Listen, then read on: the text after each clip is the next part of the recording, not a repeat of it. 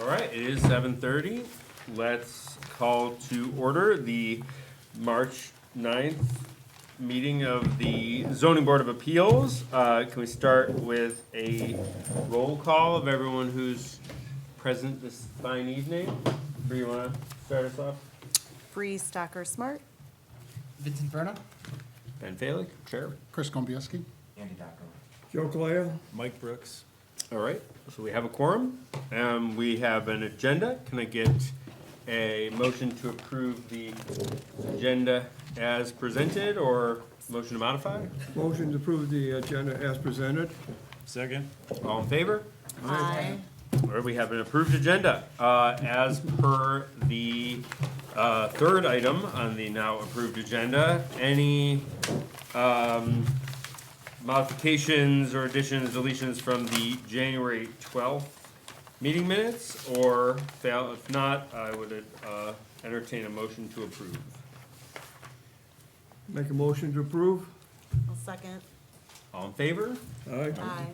Okay, meeting minutes from January approved, which brings us to the first appeal, variance request from Eric Lehman on 25615 Parkwood.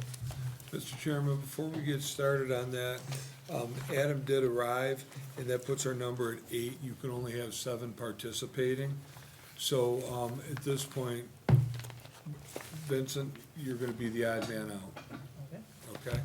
So Alright. Vincent will not be participating in this because we have 7. You need 4 votes to Alright. handle this. Wow. May I be excused? You can be excused, yes. It's raining, you don't wanna go out there. So. It's pretty bad. This is where you wanna be, it's a shelter in place You'll kind enjoy of it in the basement of the scenario library. here. Alright, So, okay, so our roll call will now reflect that Adam's here. We have 7 voting members and our first appeal. Are we going in as presented? I think, well, this is the agenda as approved, so Right. we'll start with Parkwood. Come on up. Yep. All right, so we'd like to get just a general introduction about what you're looking to do. We've got some materials already, and then usually we'll let Hank walk us through the finer points. Great. My name's Eric Lehman. Nice to meet you all. Here today to ask for a minor variance for lot coverage to support an addition on our garage. We are in a house, one of the few houses in Huntington Woods that doesn't have a basement. We do have some storage space in the attic, but we have little kids, and we ultimately would like to add some storage space to the garage, so we have a more usable space there. So we're looking to add 10 feet to the garage overall, and Hank will walk you through what the numbers ultimately look like. But the goal here is for us to be able to expand the garage a little bit to provide storage space for our household, for our family. Okay, Hank, you wanna, yeah, yeah. Something for us Absolutely, so you can see it, what he's looking at is, you're looking at this house, which takes up a fair amount of the lot in and of itself. I'll point out that it's a ranch, and before I get into all the details, ranches typically take up a lot more room because they have on 1 floor what most places have on 2. So typically ranches, it's not unusual to find them in a situation where they're at or above the lot coverage. So Mr. Lehman is, you can grab a seat, Eric, if you Oh, want. great. So there's a microphone there too. So what he's looking at is he's adding this area right here. It's not in any setback areas, and it's 10 by 20, so you're looking at 200 square feet total is the ask on that. So what is the lot coverage is existing is 33.9. The lot coverage that he's asking for is gonna be 33,902, 3392. So it's just a little bit of an increase into that, because they do have a very big lot. But let me go through the request for the variance and see what we have. So we're looking at 1, special or unique circumstances exist which are peculiar to the land, structure, or the building involved, which are not generally applicable to land, structures, or buildings in the same district. So when you're looking at this, the current overage comes as a result of the design of the architecture. You have a situation where you have a ranch on a lot, which typically spreads out more than it would anyway. Coupled in this situation, one of the other oddities of this is there is no basement. So there's no place other than the closets in the bedrooms and the little closets there. So that kind of goes towards the architecture that I had mentioned.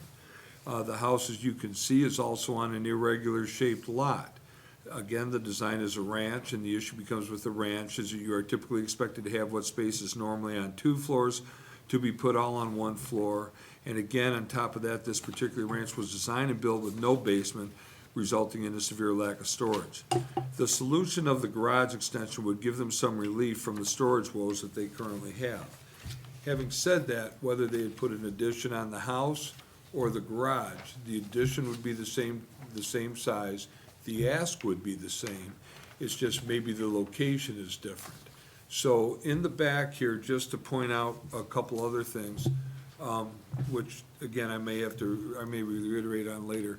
Back in through this area, in through here, the previous owner had put in some drainage and some dry wells back in here because it was damp during the early spring season. And so she had put that in there, and that's not gonna be anything that's gonna be any different than that. It's still there. This is not disturbing that in any way, shape, or form. So again, the variance will not be injurious to the neighbors or any other or neighborhood or otherwise detrimental to the general public. Again, it's unlikely to have an impact, provided the downspouts and drainage are properly addressed. The building department will monitor and inspect that on the final. No communications have been registered on this particular property, and the property does have stormwater mitigation measures in place from the previous owner. 3, special conditions and circumstances do not result from the actions of the applicant. Again, Mr. Lehman did not own or build the property, plat the lot, or situate the house on it. It all predates his ownership. And again, the same thing with the garage, the size and the architecture. He had no input as to how the house was sized or how the house was laid out. And 4, a literal interpretation of the provisions of this ordinance would deprive the applicant of rights commonly enjoyed by other properties in the same district under the terms of this ordinance, and that the variance is the minimum necessary. And again, the house and lot are over coverage as existing. With no basement, the house has no storage other than the smaller 1950s closets, which offer substandard size even for closed storage. While the space was cramped even for the 94-year-old former resident, it stands to reason that a young couple might face even larger issues. While the current garage is a 2-car garage, the family can't use it because the space is taken up for storage. What they seek is an accommodation that will allow the expansion of the garage to 704 square feet, which, although bigger than allowed, should give them adequate storage as well as provide space for vehicles that every other lot has. And again, we did put some sample motions down there for you. Eric is here if there's any other questions that you want to ask, or if he wants to add anything to this. That house has been like that for years and years and years, and there hasn't been any other accommodation needed. Whether or not the previous occupants, and I know the family that they bought it from. In fact, I went to Burton with her son. So I've known them for years, been in that house many, many times. And while it is a larger house in that particular area, there's not really accommodations for storage. So you may choose to consider that in your deliberations with this. But those are the 4 main criteria that you take a look at. And again, I'm happy to answer any questions that I can, as I'm sure Mr. Lehman would. All right, then let's proceed, if members of the board have questions for the applicant or staff before we deliberate. Do you want to go in order? However, I don't have any questions. We can start with me. I'll pass. okay. I don't have any questions right now. I may have as we go on, but I don't have right this second. I just wanted to clarify the math, or so just to make sure I heard what you said, Hank, which is a little bit different from what's on here. Yes. It's 33.90. 92. Well, It's now, and they're asking for a little bit more for the 200 square feet. So it goes from 33.92 That is what it is. to whatever the math is. if That you is put- the ask. It Okay. comes out under 34%. It doesn't move, that's the movement with. if Yeah, you- it doesn't move the needle It too does, much. okay, that was what I wanted to understand, cause there's a reference here to 42% Well, lot and again, coverage. and but that here's was the the- thing, the reason that that was 42 was that was what was submitted originally by the applicant. Okay, And Mr. Lehman was having another Mr. Lehman help him with the math, and, it's a little bit less than what they were talking about. okay, well, I guess it's better to have it err in that Yeah. direction. Well, it has to So- be, because if it would have turned out more than what was advertised, we Yeah. couldn't have the meeting. We Right, couldn't see okay, it. so it is, So it's 34. we know in real terms it's 200 square feet, 10 by Right. 20. Right, for an additional 200 square And feet. as a percentage of the overall lot coverage, it is about 0.02% Yeah. difference of lot coverage.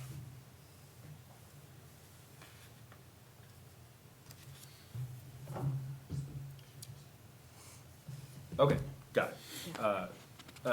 Other questions for either the applicant or? Not at this time. The only question I have is just about this particular eye. Impervious lot coverage, remember we used that term, in terms of drainage and stormwater runoff to other neighbors? That's not an issue, is it? Well, it doesn't appear to be, because they have a system back behind the garages that exists. And what you're adding for is the 10 feet is the width, and the downspout will go on the front side of the garage. Okay, So it would just be pitched differently is all. okay, that's all, the only question I have. But I have nothing to believe, that would lead me to believe that that would dramatically increase the water flow. Cool. So, Go ahead. So then that gutter's gonna drain to that dry well you mentioned? Well, the gutter's gonna drain to the front, and then if it runs back, it'll end up in the driveway. And that was my understanding in conversations, that we had with the other Mr. Lehman. The only question I have is all the access to this addition is going through the garage itself. There's not additional walkways that you're gonna be placing over there? No additional walkways, no. If you take a look at the way that this is laid out, the driveway itself goes specifically to the garage. So any access to that room would be through what would be assumed to be a man door, or would also be accessed from inside the garage. So the storage that they simply don't have space for inside would go outside. So basically, it's like, if you took that and you put that somewhere else, you would be entitled to a 10-by-10 shed, which you would be entitled to, but you'd still be over the lot coverage, and this way they can attach it, get what they need, and have a more cohesive structure. And it's in an area where they've done some stormwater improvements. All right, so now we will take comments and questions from the public regarding this particular request. Hi, it's Susan Considine, 12727 LaSalle. I'm just curious how they exceeded the lot coverage in the first place. Was that by ZBA variance? Was that when concrete was installed and nobody looked? Or was it when some impervious service was added without a permit?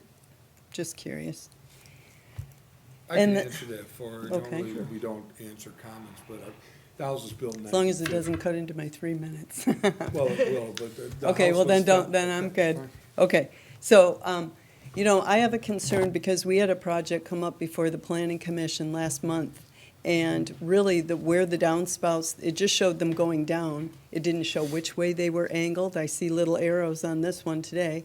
And so I asked Hank afterward, I said, when the building inspector goes out to give final approval, what are they using as their frame of reference to refer to? Which way the downspouts are supposed to be turned? I said, what is he relying on? He said, common sense. And so I know in some of our paperwork, it says, if the zoning administrator feels, and then one time someone in the planning commission asked Hank, in your opinion, and I would say that feelings opinions and common sense are personal and idiosyncratic. And I've also heard that the previous person in his position had a lot of oversights, and I've seen them in the records. So I would like to see it exactly, I heard something about a downspout dropping on the driveway. Where is it? And shouldn't that be on there? So when the building inspector comes out, says, yes, this is built according to code.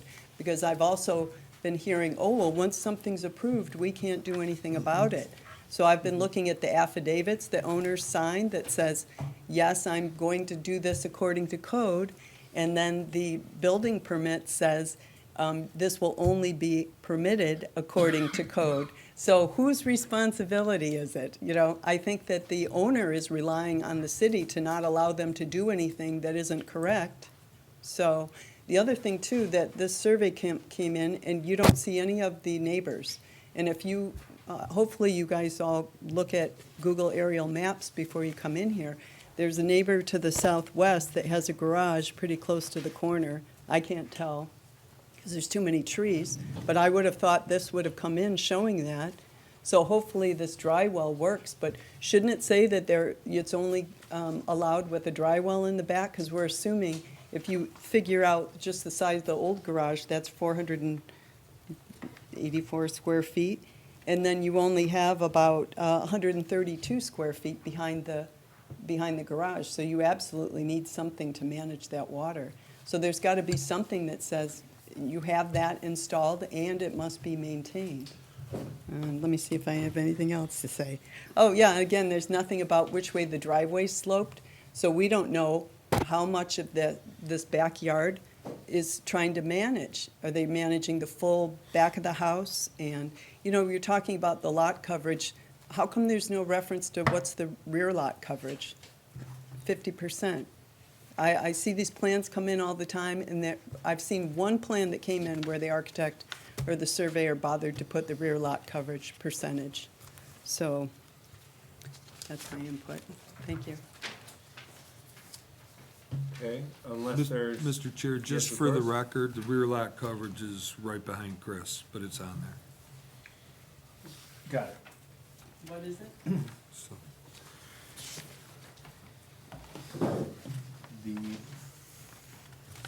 I'll make a motion. First, I just want to make sure there isn't any other public comment, that's okay? We'll close public comment. Sorry. The appellant can respond if he so chooses, or we can proceed amongst the board. And we may have questions for you too. Certainly. It's Yeah, more, it can be as fluid as. I do recognize the concern about drainage in Huntington Woods because we know that there are areas in the woods that have drainage issues. I will say for certain that this, at least the way that this is drawn up, this is just a lot survey, and when we do propose plans to the city, we will check and verify with the city that our downspouts and drainage are addressed so that we're putting water into the yard where the dry well will ultimately take it away. So. Great. All right, so now we can entertain a motion and then have an opportunity for discussion. Fanny? Andy? Yep, I'll move to grant the appeal to allow variance from section 40-4.03-R-1A through R-1E.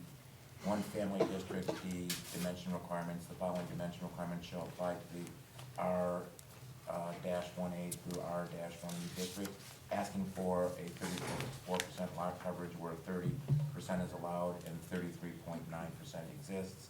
220 square feet addition to the garage, and section 40-103 accessory building structures and uses.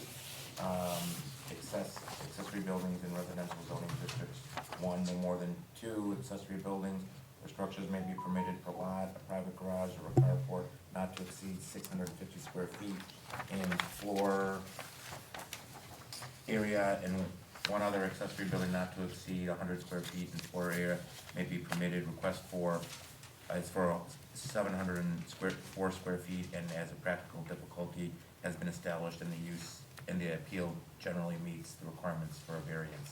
I will just say, after reading all of that, and the. Well, allow for a second, sorry. I guess. I'll for- second that. Okay, so now we can discuss Okay, to, after reading all that, I think it's clear that this is not a big deal. I think that, you know, if you are clearly, to say the least, inconvenienced by not having enough storage space, without the basement, with the small closets, which we all know about from 1950 style, you know, closets, you don't have that basement. It is an irregularly shaped lot, and while there is a theoretical concern, about drainage, I'm satisfied that Hank, who's been with us for many, many years and knows these situations well, and experience clearly instructs that if there is a drainage problem, he will bring it to our attention as he has done in past circumstances. The fact that there's already been mitigation back there, is important, and I'm sure you complied with all the notice requirements so that your neighbors are aware of this, and therefore I feel quite comfortable, having moved the way I just did. Thank you. I don't feel comfortable having read the way I just read. it's on YouTube if you want to go back. Any other comments for the record or for the group to consider? Okay, yeah, I mean, I think we see a pattern of people, you know, wanting to, find, you know, moderate ways or manageable, affordable ways to make their houses more, habitable in the way that we live now with all of our stuff and working from home sometimes and juggling things, so it's, when we can, I think that it's good to allow for that, folks to stay put.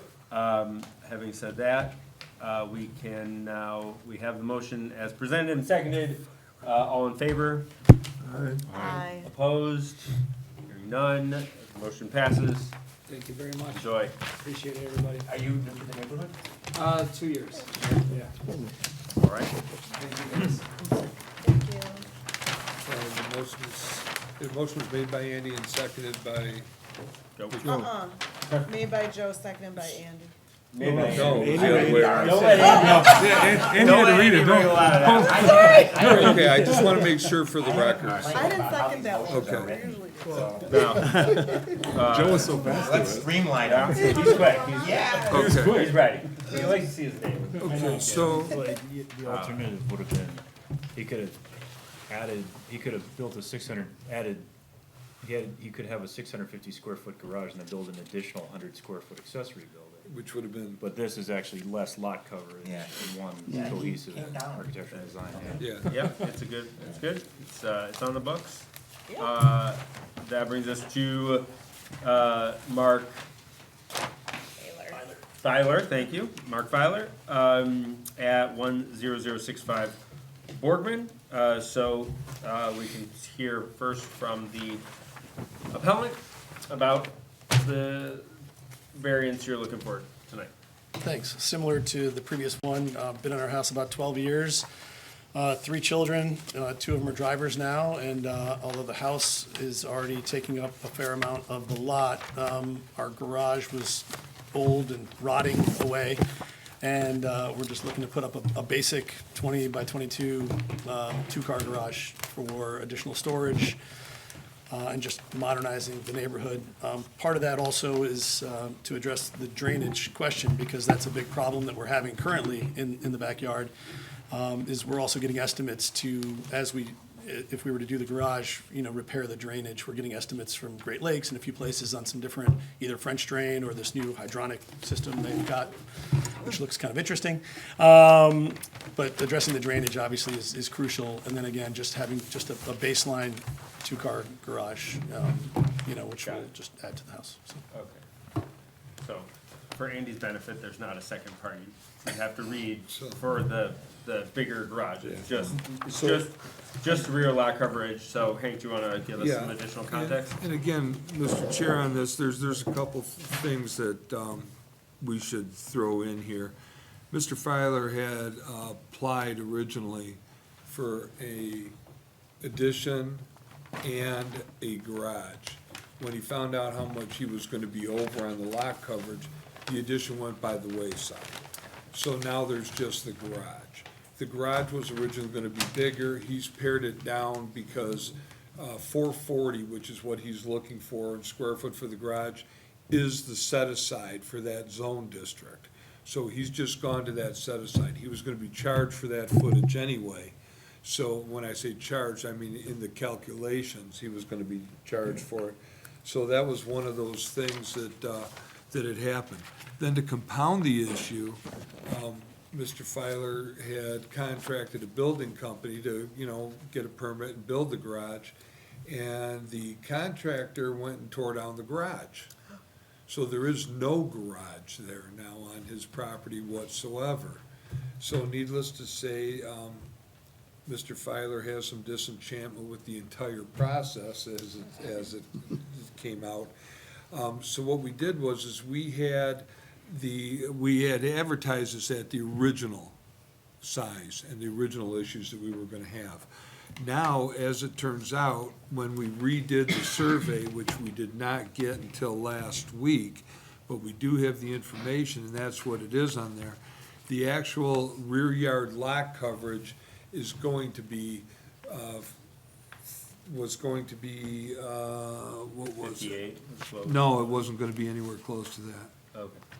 I do wanna, Franco, can you help me get this up here so I can see this? See the number on it? I thought you were gonna talk about your contract. I have a big print if you wanna, Yeah. it's got all that on. Okay, so the lot coverage is going to be, the rear yard lot coverage, let me see what we got here. It's gonna be actually 46.94 square feet. So that was what was gonna happen, so realistically for that, the original house isn't being modified, so that is, it is what it is, that's staying the same way it was, and that was a little bit over.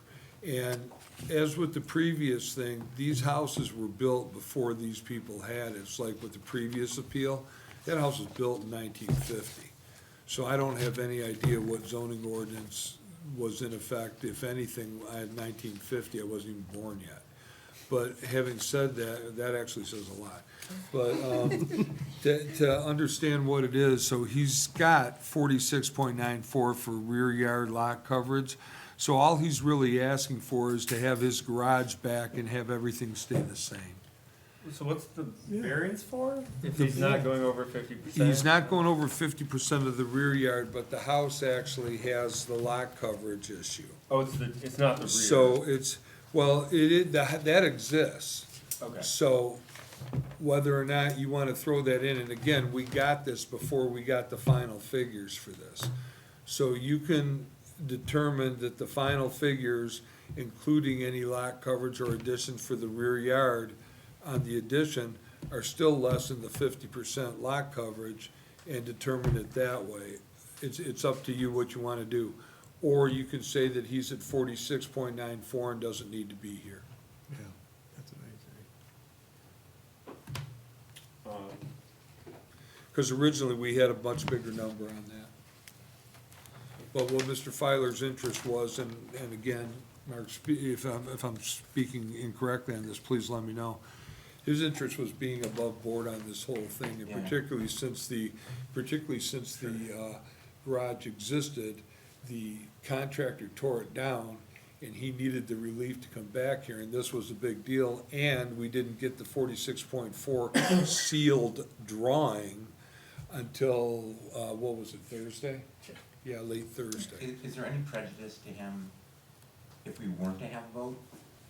Does it help him to have a vote on this, assuming we were to vote for? Well, I think that if you see that this is his way, you're gonna need a vote, whether it's to determine that he doesn't need to be here, or whether or whether, you're gonna approve it as drawn and as shown. You can do that, and then, that way he would be situated, I mean, ultimately, what he wants is just what he had, Yeah. and that's legitimizing pretty much everything he's been through. Thank you for being above board. Yeah, okay. well, we can, take public comment now, if anyone has anything that they want to share. My name is John Swear. I live at 1004 Talbot, 44 Talbot. My question is, because I came here with the misunderstanding, I guess, does this exceed the 50% rear lot coverage? If it doesn't exceed the 50% rear lot coverage, if he's just replacing the garage that existed prior, it's confusing why we're even here on this point. Well, we have to be here. I understand you have to be here, but I said on this point. Yeah. Okay. Yeah, just to be precise, For the yeah. record, I'm gonna agree with him because we didn't have that information till late last week. So as we had on the original information, it was gonna be way over, was gonna be substantially over. When the surveyor gave us the corrected information, that's why I said, I wouldn't, it would not be incorrect if you told that he didn't need to be here, and I agree with Mr. Sherrill. Yeah, I mean, if it's over 50%, all I'd ask the board to do is condition the approval on appropriate elevations being taken of the neighbors' lots and of that lot with appropriate elevation distances so that you guys can actually see where the water drainage is. If it's under 50% or 50% and it meets the guidelines, then it is what it is. I mean, these properties, subdivisions existed for over 100 years. My understanding, or close to 100 years. The city's been here and the subdivision has certain sizes that, everybody buys the property in Huntington Woods. They know they're buying an old home and they know it's the 21st century and they have certain things that occur and you're giving up something to be in this community. And to the extent that, I heard in the last one, I didn't say anything, but the fact that things have changed in the past and now compared to the past doesn't change the fact that these lots were designed to only have a certain amount of coverage. And the city has issues with stormwater runoff issues, and it's because the board, or I don't know if the board, but it's because properties are being allowed to be overdeveloped. And what's happening is when the properties are being overdeveloped, it's shifting the water to a neighbor's property. That's what happened to me when the plans were approved by the city for driveways. My property was flooded. Nobody looked at the plans. Nobody looked at any of the elevations. There was no elevations. There was no current elevation taken. And as a result, I had no recourse through the city. The city was unwilling to do anything. And I had to litigate. And it cost me a lot of money. My neighbors had insurance. So, it cost me over $40,000 in a civil engineer expert, a surveyor, and a source cause expert. And my neighbors had insurance because insurance covers this type of stuff. And what had happened is because this was approved, and I'm listening to this, it doesn't apply to Mr. Feeler, but if we're not seeing a drainage plan before approval, if we're not seeing elevations so you guys can see how the water is draining, and if you're not seeing a civil engineer report that says, yes, water will be retained on this property, here's the natural flow of water, and water won't increase on the neighboring property, then this is pretty much perfunctory. What And was your third thing that you mentioned? Drainage plan for approval, civil engineer report, and what was the third thing? Elevations? elevations, right, not just elevations that are 20 feet apart, because there's undulations in the property, and that could redirect the flow of water. There needs to be elevations taken of properties that are more like 5 feet apart, so you can actually see the flow of water on a topographical survey. When my neighbors developed, and I think this happens with a lot of people in this neighborhood, in the city, and that's why you're getting more and more people coming up here complaining about it. I mean, I want Mr. Feeler and I want the last applicant to enjoy their home. I mean, I just don't want their enjoyment to come at my expense or at a neighbor's expense. And I think it's super important to make sure that nobody's taking on somebody's water because they want a bigger home or because they want an improvement to their property. I bought my property as is, and it shouldn't be impacted by the development of other properties. And that's all I wanted to say. I wanted to give you my piece. Thank you. Appreciate it. Okay, Very much. thank you. Can I ask a question?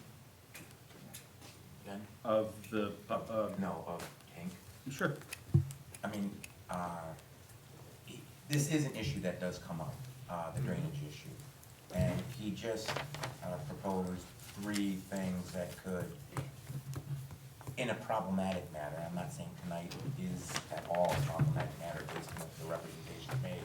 He mentioned 3 things that could theoretically be done. A drainage plan for approval, civil engineer report, and elevations 5 feet apart. I guess my question is, does the city consider those types of showings when there is what I think people would consider a colorable or concerning issue?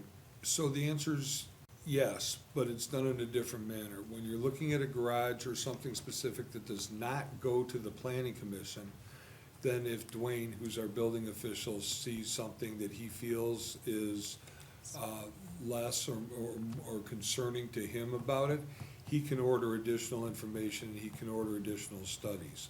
Like with the last one where I was aware that there was the water mitigation measures undertaken, and the way that it was explained to me that how they were gonna do that and everything with the downspouts, that still has to get through our building department.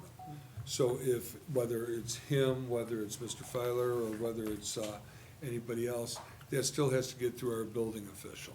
So that's the second check and balance on that. So if in the event that, let's just say I was completely wrong, let's just say I was way off the charts wrong on it, then Dwayne would have an opportunity to correct that. And Dwayne's our building official. He's been an Act 54 certified building official for, I wanna say 40 years. My only question, response to that, and I obviously trust your judgment implicitly. Well, but you don't have to. But what I'm saying is, I do think this is coming up enough Yeah. that we should have a discussion at an appropriate time, not while your, variance request is pending, to make sure we understand it and make sure we understand what proof should reasonably required in X situation and Y situation. So here's an excellent opportunity for that to happen. You got the memo about the Yeah. ZBA Yeah. and the Yeah. planning commission joint meeting. Yeah. That would be a great point to bring up and say, Can that go look, on the agenda? this is, this is being asked here.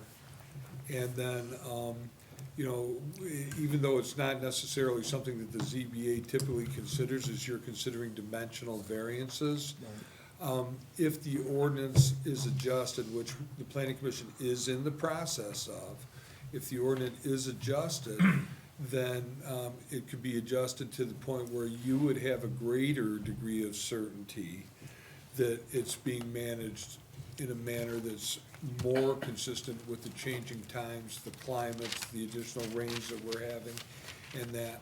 So that would be a discussion that would be great to have at that I point. would welcome it personally. So, absolutely. All right, well, let's continue with public comment, and then we can I'm sorry. entertain a motion. Go ahead. That's okay. Yeah, so just to add to what John was saying, remember the old Wendy's, where's the beef? Where are the calculations? Because again, the 50% lot coverage, that's good. I'm glad it showed up on this one. But again, it matters which way the driveway's sloped. Is there enough grass to manage how much of the house is coming onto it? Yeah, then when the next house comes up, you'll see they're draining, it looks like their entire driveway is draining to the right of way. And the whole western side of their house drains onto the driveway. And so the city is gonna ask residents to pay more money for sewers. And yet, I've been coming to planning commission meetings for not quite a year yet, and I don't see a whole lot of attention to stormwater. I don't see calculations. And it makes a difference. Even the first house that came up, was the driveway sloping toward the back? Because then, is their dry well sufficient to manage the garage and anything else that's coming toward it? You guys have no idea.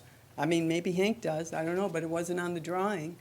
So, I wish, I have a list, I'd like the city to do a whole overhaul on stormwater management, and we should be looking at some of our checklists, because we had a resident who came forward to complain about water from 2 new builds, and then when Dan came out, Gosselin comes out, and I guess he thought everything was fine because she never heard from them, and then we start digging into the files, and we can't even find an as-built survey. And that's a requirement, and it's been a requirement since 2005, and the house was built in 2015. And the same thing happened to me. Big garage went up behind me. Then they put a new driveway, changed the slope, and the concrete permit doesn't show the slope. And I'm flooded up to like this high with ducks, all the way up. I've got a 22-foot deep garage with 20 feet behind me, and I was flooded up almost to the front. And then I have no recourse. It's all like, oh, your downspouts are turned the right way, but not where they're flowing. So I just want to add to, I'd like to see some calculations. You know, it's not rocket science. There's cities that are actually requiring the homeowner to calculate their stormwater and show which way it's running. And our planning commission needs to start paying attention to that, because I can't believe how many projects they just let through, and there's no clear idea where the stormwater is going. It's like, well, we feel it could be a problem, or, so I'd like to see some calculations. Thank you. Okay, thank you. That concludes public comment. The appellant can respond if you want. All right. So before we entertain a motion, I'm not, here to make an executive decision, but I understand the inclination. It's good you're here, and you want to have a garage back, and I'm sure it'll be nicer than the one before. My hunch is to just interpret that there isn't a need for a variance, and that that you have the green light in the absence of one to build what you're proposing to the city to build. But again, that's if someone does want to propose a motion, we can Isn't certainly. that the motion? Well, that would be maybe. Yeah, just make the motion that. What happens It shouldn't come from the chair. I know, but isn't that the motion? What Yeah. happens Yeah. if we That's say, one of hey, them. they don't need a variance? What is the process after that? If he doesn't need a Just get a variance, he permit? goes and gets a building permit, Okay. and he'll have to supply Yeah. the same information Okay. and the survey to Dwayne to look at, and so he'll be taking a look at that. Can I ask Hank a question while we're just Yep, absolutely. on the subject? Is there a storm drain running down the back side of this property line on this side of Boardman? I know there's one that runs down a big stretch of the north side of Boardman, Can you help? but they're kind of, they're in some places.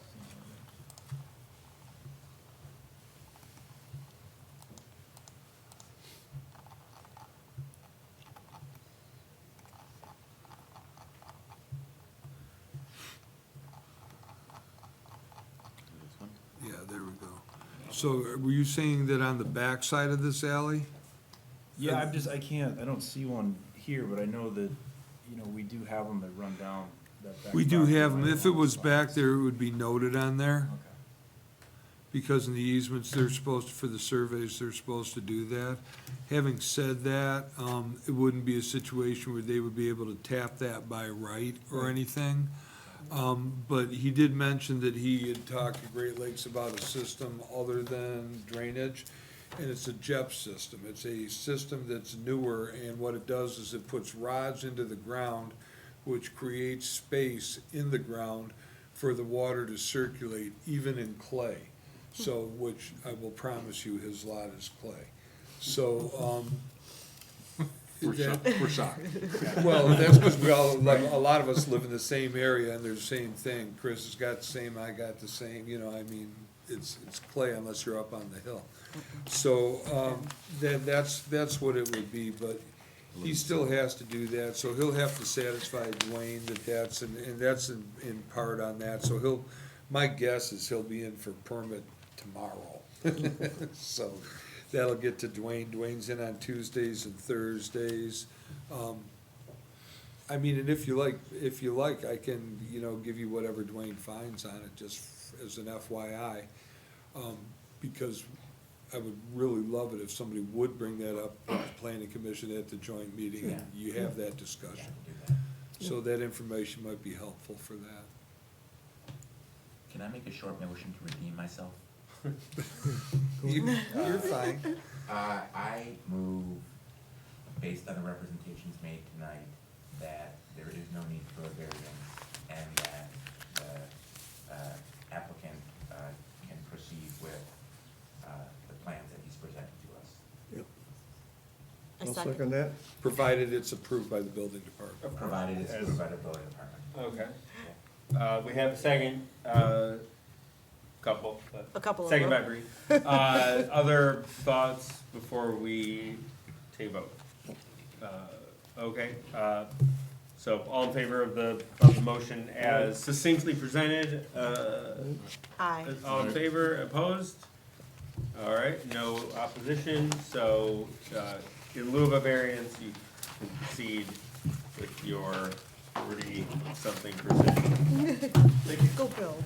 All right, Thanks, Mark. Thank you.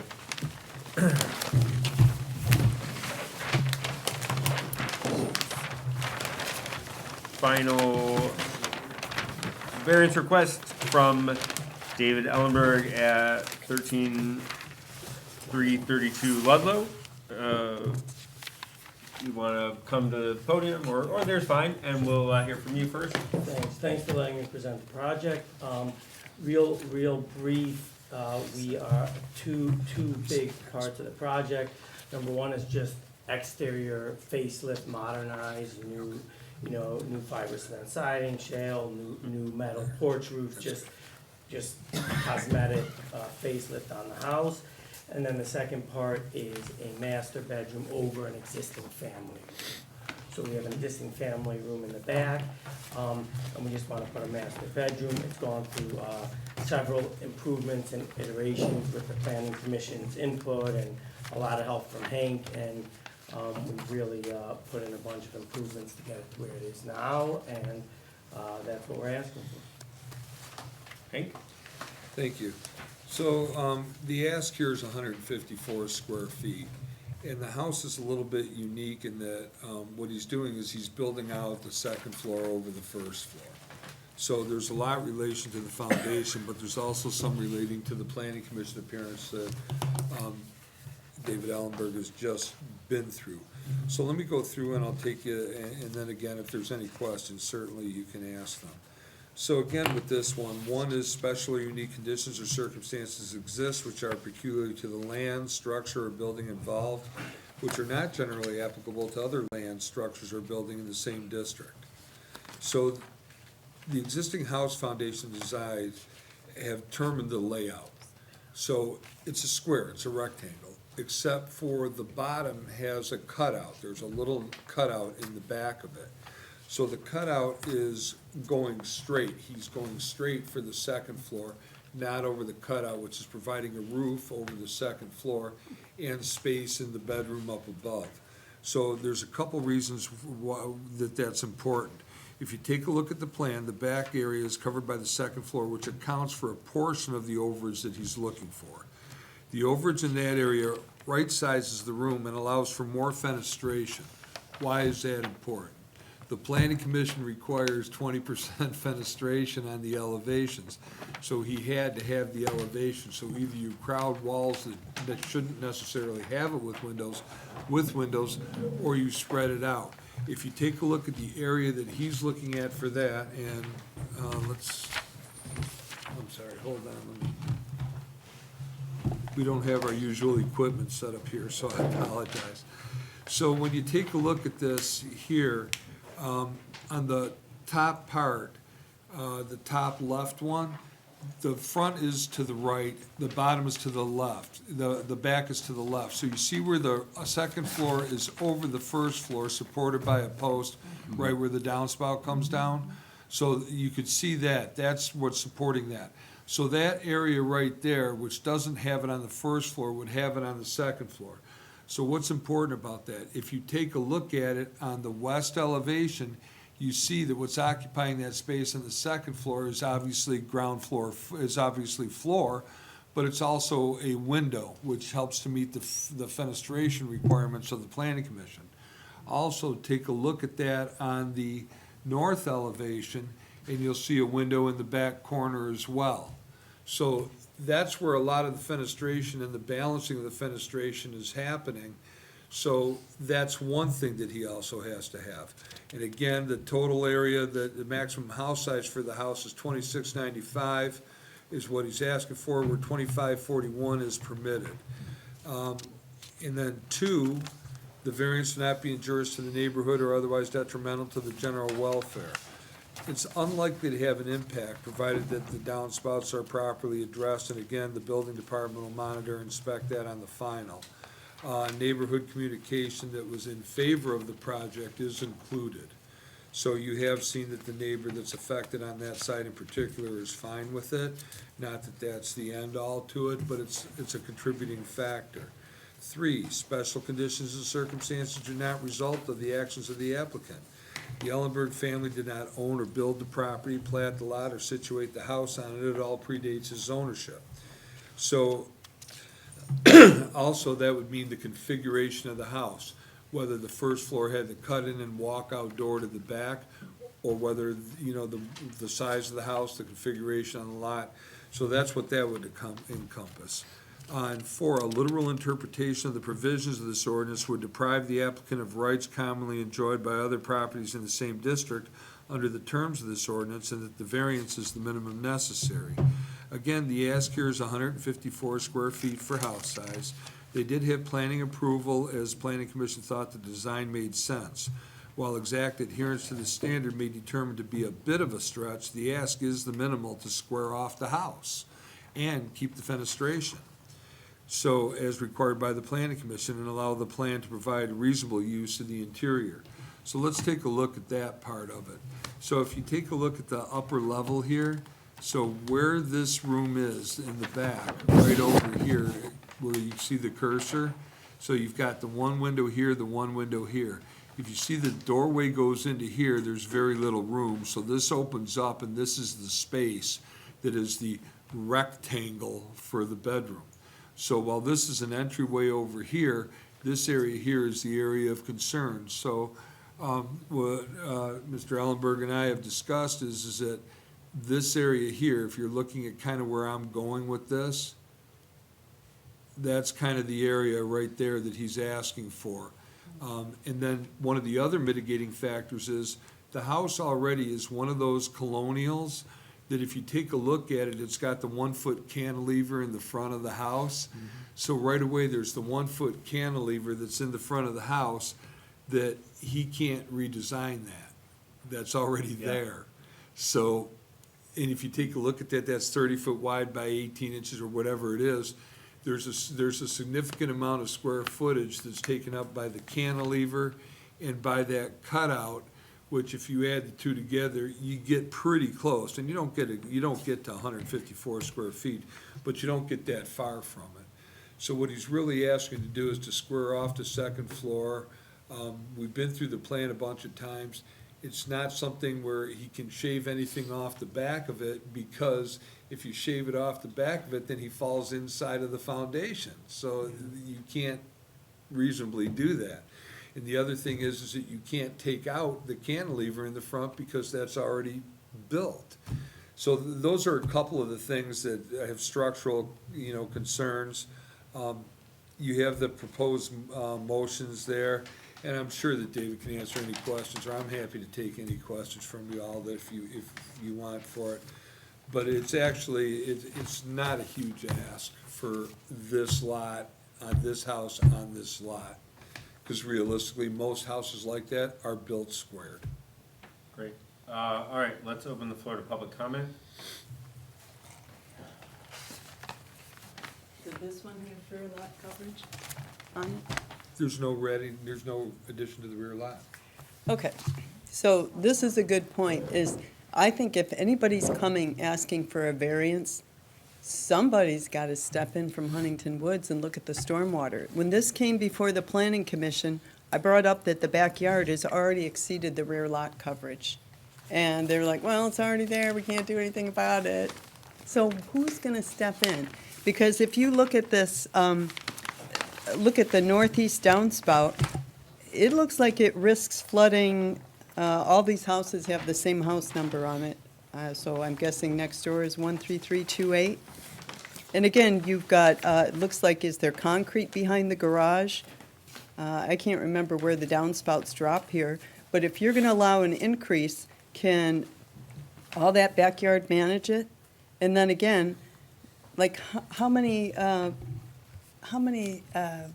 increases can they get? And based on the little bit I can see on the driveway, it looks like they drained their whole driveway to the street. And so I don't know if the garage is draining, because you don't have downspouts on there. I thought that was required to submit. And then they're draining a lot of their western water. And so when the city comes to me and wants me to pay higher taxes for the sewer, when I'm trying to manage as much water in my own backyard and somebody else can just run as much as they want to the street, that's not very fair. In other cities, Oak Park is even charging sewer rates based on how much water people are putting into the city sewer. And right now, as far as I can see, Huntington Woods does not look at that. Like, you want to run your whole driveway to the street, and you're at the minimum setback in the back? You want to drop your driveway onto the driveway and run it to the street too? Oh, sure, that's okay, you know? I don't see any of that coming up. Once in a while, it shows up if an architect or surveyor does. And so, you know, this hands-off, if somebody went over their lot coverage before, was this done with a permit? Was it done? You know, I'm seeing plans where it's approved with a little tiny patio in the back, and then you look at the house on aerial maps and it's got a huge patio. And so that's why I told Hank, shouldn't we have some frame of reference for the final building inspector? Because then we don't know, did Huntington Woods approve it? Or did the homeowner pour the concrete later when they already knew they were at 50%? And I found some where houses are over, all you have to do is scroll through aerial maps. A house is over 50%, and then I see they get a permit to add a gazebo and a, what do you call it, a hot tub in the back. So the building inspector approved the hot tub, and they were already questionable at 50%, and the hot tub definitely put them over. But it went through. So I don't see enough checkpoints in this process. And I think anytime you're asking for a variance, anytime you've exceeded anything, and I regret I didn't bring it, there is something in the code that as soon as something gets altered, everything else has to be up for, to have eyeballs on it. So I'm just, the planning commission didn't do anything when this house came up, so I hope that you will. Thank you. Interesting, almost like a bioswale clause or something. All right. Mr. Chair, can I just, because there was a point made that I just want to clarify. Certainly. So if you're taking a look at this particular one and you see the shots that are on this, you see the shots are lower on the inside of the property, so it drains from the property line towards the inside of the property in the rear yard, so it doesn't drain onto the neighbor's property there. If you take a look at the shots, you'll be able to see that. It's clear on the front page. And then from the back of the house forward, it absolutely does come down the driveway towards the front, towards the street, as does every lot on the street. Okay. Any additional public comment? John Spiro, 10044 Talbot. I wasn't going to make a comment until that statement was just made. You're looking at elevations, sir. You're looking at elevations, and may not apply to his, but you're looking at elevations where you have one point, and then 40 feet away, or 30 feet away, or 20 feet away, you're taking another elevation, and you're coming to a conclusion that the water drains this way. That's just not so. Water doesn't drain. I mean, you're ignoring, if you take that as the gospel, then you're ignoring whatever's in between those two elevation points. And whatever's in between those two elevation points have a significant determination on where the water flow is going. So I think it's a misnomer to say, oh, well, they took an elevation from the corner of the home, and then there's an elevation at the bottom of the driveway, therefore the water must run this way. And I just, I urge the panel or the board to, in the future, take that into consideration when you're looking at elevation. You need more elevations than a few. I would also suggest that Mr. Spiro come to the planning commission, the joint meeting, because whatever his comments are, they may be valid, but based on the information that we have here, this is what I can determine. So if he's saying, which he may well be, that the information, that the shots are not sufficient in quantity to make that statement 100%, then maybe we need to have more shots, or maybe we need to require them. And I'd appreciate it if you show up at the planning commission and make some comments. I'll be there, because I absolutely would. I've had 2 court decisions in my favor on this exact point, and I shouldn't have had to go through that point. That may be helpful. Okay. Thank you. Yeah, the northeast downspout, can it go around the curve? All right, Okay. any further public comment? Hearing none, we'll close public comment, give the appellant an opportunity to respond if he wishes. Okay, then we can entertain a motion and discuss. Okay, I'll Wait, make a do we have motion. questions?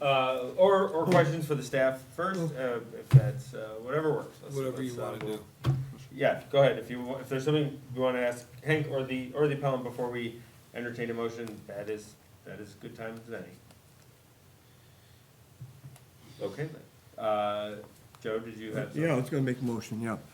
Move to grant the appeal to allow matter of variance request from David Ellensberg at 13332 Ludlow, and to take public comment for the following variance, section 40-4.03 R-1A through R-1E, one family district dimensional requirements. The following dimensional requirements shall apply to R1A through R1E districts, maximum house height, and asking to exceed the maximum house height for 2,695 square feet where 2,541 square feet is permitted. The total overage request of 154 square feet as it meets the intent of the ordinance and will lessen the burden and do substantial justice to the applicant. All right, we should have a second or an amendment? Second. Okay, seconded, any further discussion I before we have a vote? quick question. Go ahead. Was there any thought taken in a way to make the proposed addition fit? Like, I understand it's not a big portion and it's just the small corner, but, like, was there thought, like, what, is there Yeah. a way to do the Yeah, addition we, without yeah, adding we, that? the short answer is yes. We've been working at this since I think last, almost 12 months, couple trips to the planning commission. We've looked at everything. All the It's, options. yeah, and the short answer is yes, I wanted to try to get it, and we got it a lot closer. Initially, it was 280, the ask was 280 something, and we, they tabled it at the planning commission. They were helpful and gave us recommendations. But yeah, we've been back and forth on this. Myself and Hank have become fast friends. Great. So the short answer is yes. We, Okay. it got to the point where it was kind of, this is what we're able to do, and, either we can do it or we can't do it. Okay. It wasn't feasible to do anything. No. Yeah, Thank for you. sure. No, I appreciate the question. I would say I like this plan a lot. I'm super comfortable approving it. I mean, you're going up, not out. But out of respect to the, questions raised here and the commentary given, we got a lot of smart people in this neighborhood, and I think vegetation and clever ground grading as a long-term solve to, the water issues we have is something that, we can explore and probably figure out something that works great for everybody. Very good. All right, any other comments I guess or I'll just say, questions? I'm not comfortable with this one, and I'm not gonna recommend people don't vote for it, but I think this is just stretching the criteria a little bit too much. I just don't see this as an extreme situation where a variance is required, but I also understand that it's a small ask, and there's gotta be discretion exercised. I just personally am not hearing what's particularly unique or what the particular real exigent need is. And I'm one of these guys who really believes that the ordinances have to have real integrity, and that, there was a comment earlier that I've kind of espoused many times before, which is you do buy your home knowing, what the limitations on expansion are, and I know that there's a very important consideration about the homeowner being able to do what he or she wants with the home. I'm just not hearing it on this one personally, but I understand, sir, that this is a small ask, and it's just where my comfort level is. Appreciate it. Any other comments before we vote? All right, then, all in favor of the motion as presented? This would be the time to vote. Okay, opposed? one opposed, so your motion passes. Good luck with your project. Very much. Appreciate that. Before we conclude, we will open the floor back up to general public participation.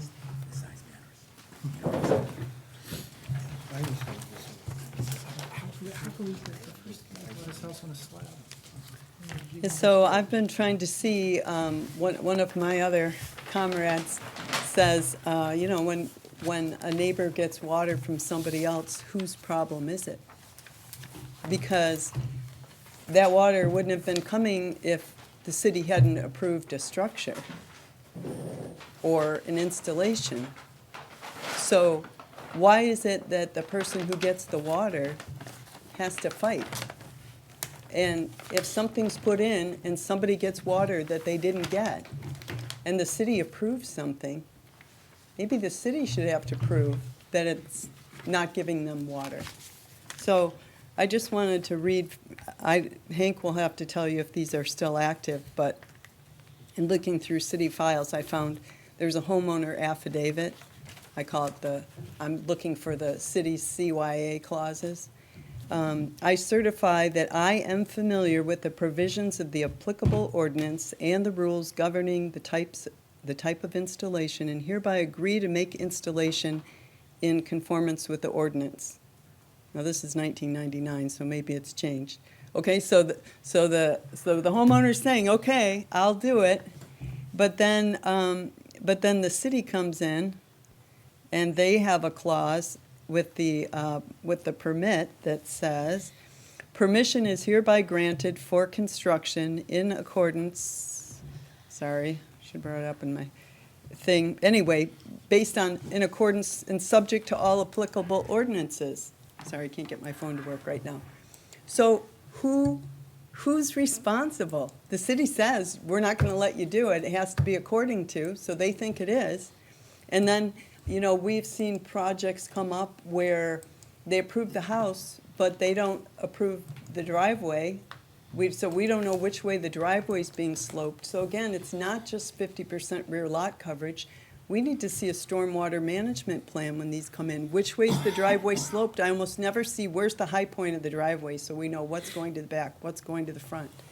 I've seen so many projects come up that don't have downspouts marked. So again, we're just gonna have to rely on that the guy who comes through has common sense and they're in the right spot. But then if a neighbor starts getting water, like there's a home over on Hart, I found the plan and the downspouts are in the front of the garage, probably draining to the driveway, going all the way to the street, putting more burden on the city sewer system because they have less than 50% in their backyard and no ZBA variance to get it. And so it says they're in the front, and I drive by, and they're in the back. So we have no record now. Well, what did the city approve? Did they approve it to the plan, but the homeowner moved the downspout? We don't have good records, so we don't know. But we don't know. Just a comment, that's Yeah. why you need to come to the planning commission so that we can get requirements come. like put in. This is not. I come to the format meetings. do I've been that. told maybe residents will be invited to participate, but so far that hasn't happened. Well, So, We don't even have a framework ordinance together yet. I know, well, that's another thing. Zaluski goes and just dumps other cities' ordinances, and I'm not even sure our planning commission understands what's already on the books. Shouldn't we take inventory of what we already have? Mr. Chairman. Because there's a this lot is- of issue with the this is interpretation planning and commission, implementation. this is Yeah. zoning Okay, bylaw. I'll end, but when I speak, a lot of problem is not with what's on the books, it's the interpretation and implementation of it, and the record keeping. Well, Mr. Chairman, and for the record, just as long as we're, on that subject, I absolutely would encourage both of them. Mr. Spiro's exceptionally knowledgeable in this, and Ms. Considine just is at the wrong board for this. So she should be at the planning commission Right. for this. All right. Well, her 'Cause what you comments approve is are dimensional noted, variances. as is the city's Yeah, absolutely. response. All on the record per the Open Meetings Act. Any other public comment before we adjourn? I don't think there's other business beyond that. Okay, hearing none, we can entertain a motion to adjourn. motion to adjourn? I'll second. All in favor? Aye. All right, that's a wrap. Thanks, everybody. Thank you, guys, appreciate it. Appreciate it.